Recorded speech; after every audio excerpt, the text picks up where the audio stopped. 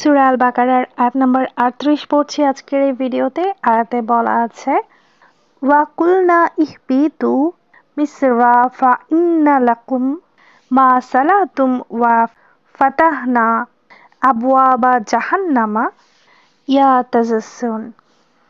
ওয়া কুলনা অর্থাৎ এবং আমরা বললাম, এখানে আল্লাহর নির্দেশনা বোঝাচ্ছে। ইহবিতু অবতরণ করো, নির্দেশ বোঝায় যে আদম আলাইসাল্লাম এবং তার স্ত্রী কে অবতরণ করতে বলা হয়েছে।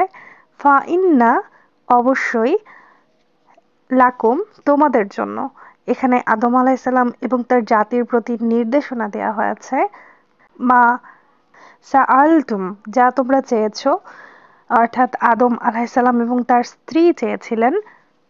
ওয়া ফাতাহনা এবং আমরা খুলে দিলাম, আল্লাহর ক্ষমতা বোঝাচ্ছে।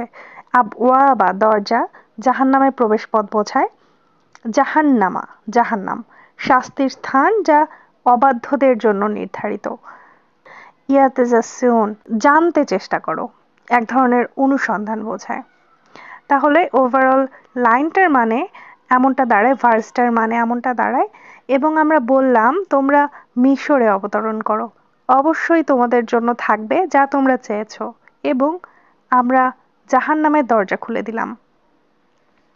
আল্লাহ আদম আলাইসাল্লাম এবং তার স্ত্রীকে মাটিতে অবতরণ করার নির্দেশ দেন।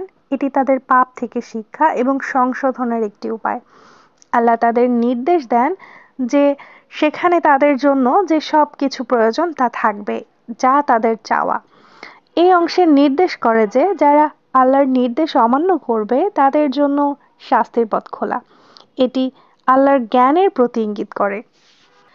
এই সম্পর্কিত একটা কুরআনের আয়াত রয়েছে, সূরা আল হাদিদ 57 নম্বর সূরার 13 নম্বর আয়াত। এখানে বলা আছে, ইয়ম ইয়াকুলু আল মুমিনুন, অর্থাৎ যেদিন মুমিনেরা বলবে।